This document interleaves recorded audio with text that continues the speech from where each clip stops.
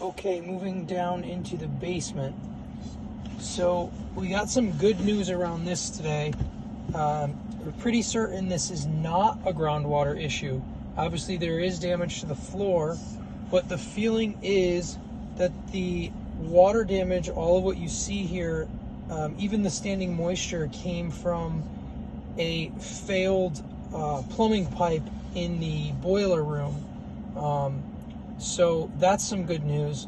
You can still see, though, it did do a good amount of damage, so we do still need to remove the floors. Also, the opinion is, if you look along the edge here, it's holding moisture. The thought is it's the insulation board underneath the floor that's holding that moisture. So coming into here is the mechanical room. The reasoning behind not thinking it's groundwater is you see there's no consistent water lines.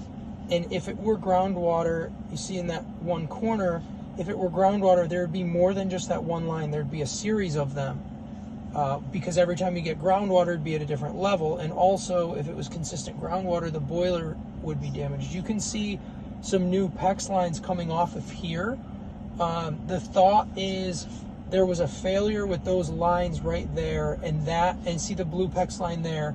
It looks like there was a failure here, and that's what actually flooded the basement. So that's some good news. So it appears that there was not groundwater, that it was a plumbing failure coming out of this room, and it failed, and just a significant amount of water came out into this room and ultimately damaged the floors. You can see they're buckled all over the place. So beyond the wood just being damaged, we're getting a consistent moisture issue because there's insulation board below all this flooring. And from what we were told, the insulation board itself will just continually retain moisture. So the only way to solve that is, unfortunately, ripping all the flooring up, getting rid of the insulation board. But the good news is it doesn't seem like this is a groundwater issue.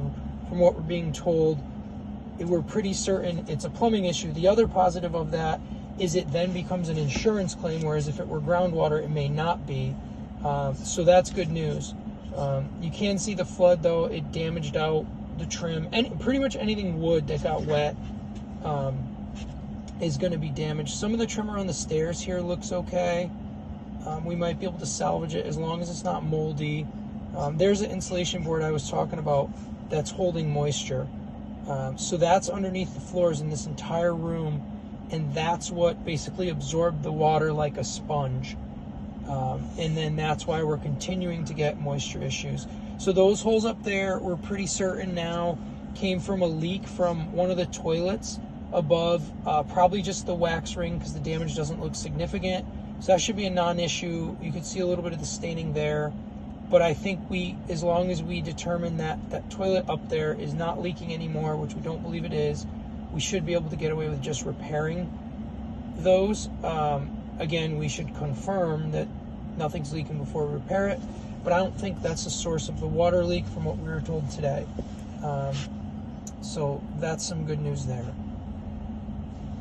All right, so that's the basement.